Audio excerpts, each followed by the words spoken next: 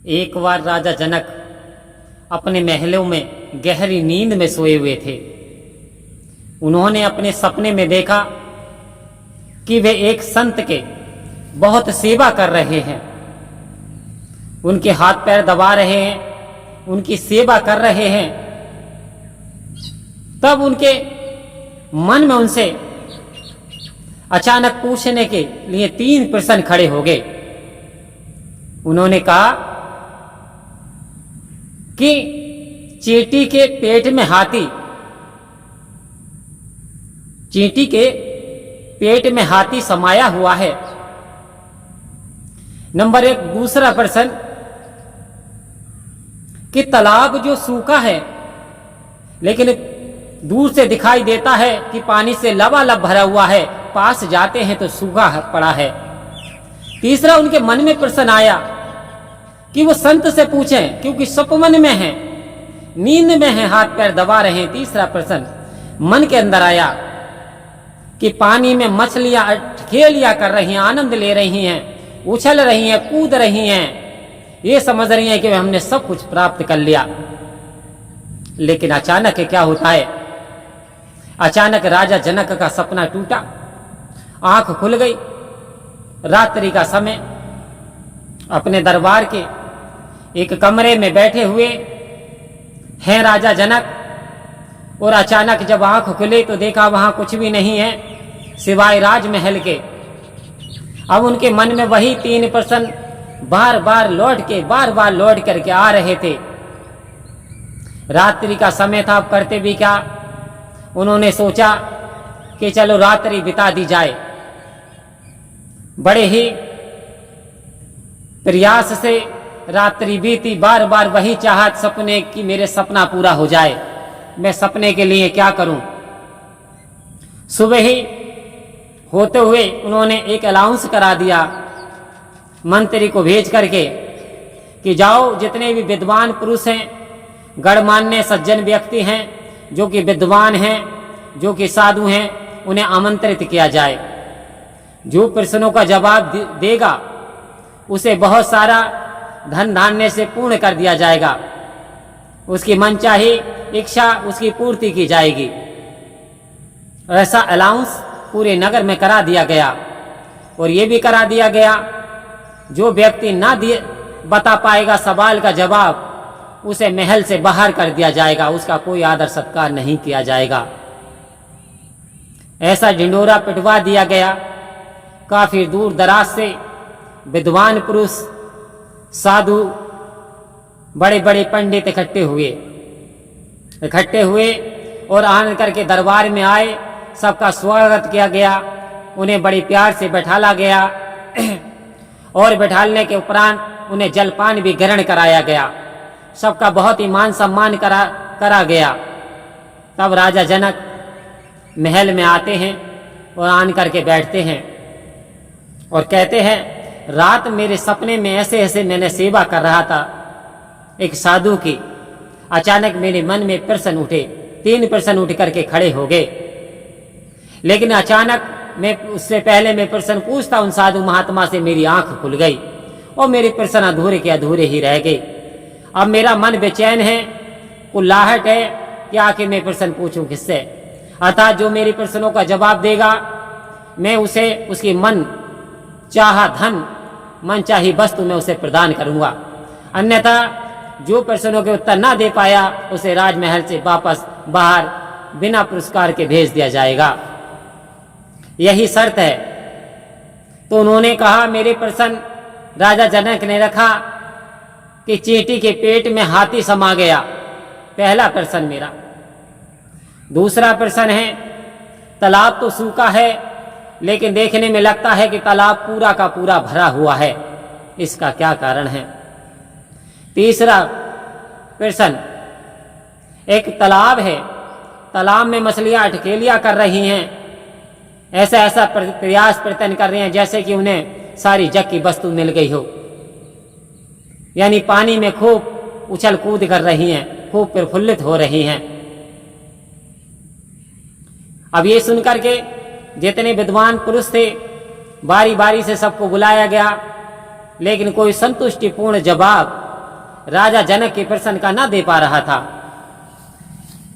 कोई भी विद्वान, अभी तक जितने विद्वान आए थे, अभी तक उन्होंने पूर्ण जवाब नहीं दे पाए। राजा जनक उनके प्रश्नों से संतुष्ट नहीं हो पा रहे थे और धीरे धीरे एक एक करके वो विद्वान राजमहल से बाहर जा रहे थे, एक एक करके जाते चले जा रहे थे और कुर्सियां खाली होती चली जा रही थी। लेकिन अभी भी राजा जनक बहुत उदास हुए। लगता है कि मेरे प्रश्नों का जवाब कोई नहीं दे पाएगा, लगता है कि आज भी अधूरा ही रह जाऊंगा। धीरे धीरे धीरे धीरे गद्दियां खाली होती चली जा रही थी, विद्वान पुरुष बाहर जा रहे थे। अचानक में एक ऐसे संत महात्मा जो शरीर से देखने में तो ज्यादा आकर्षण नहीं लग रहे थे, सुंदर नहीं लग रहे थे, लेकिन चेहरे पे तेज था, लेकिन शरीर में 8 कुंवर थे।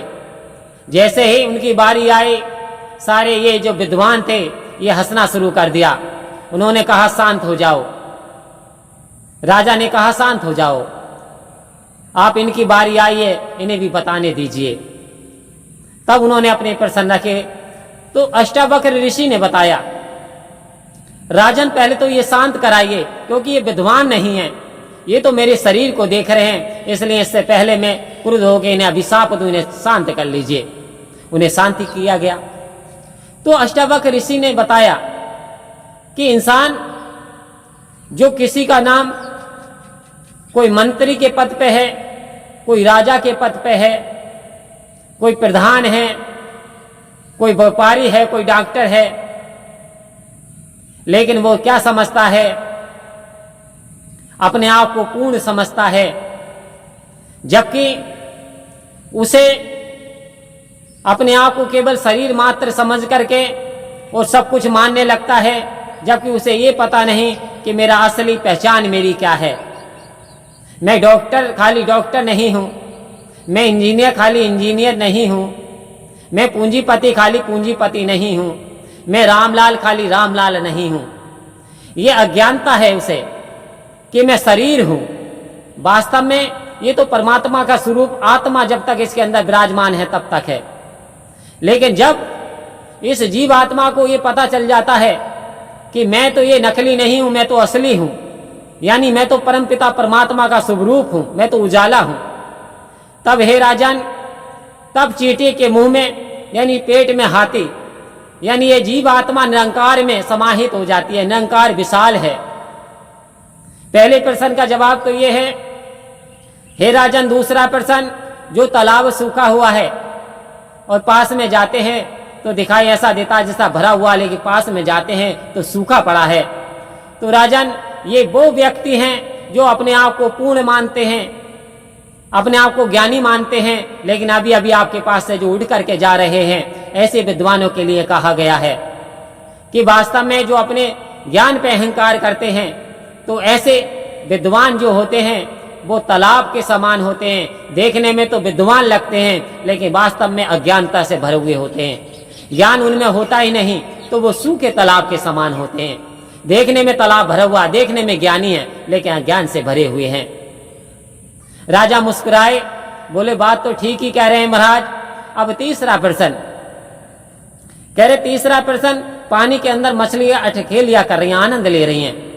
इस संसार में ये जो जीव है, इस संसार में बहुत उछलता है, कूदता है।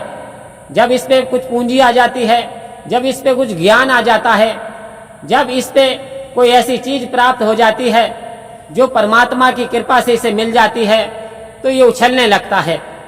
जैसे कहा संत महात्माओं ने कि अधगत गगरी छलकत जाए, कि जिसे अपूर्ण ज्ञान होता है वो उछलता है, कूदता है, वही सब कुछ अपने आप को मानने लगता है कि मैं ठेकेदार हूं, मैं मंत्री हूं, मैं पूंजीपति हूं, मैं संतरी हूं, मैं दीवान हूं, मैं विद्वान हूं, अपने आप को पूर्ण समझने लगता है।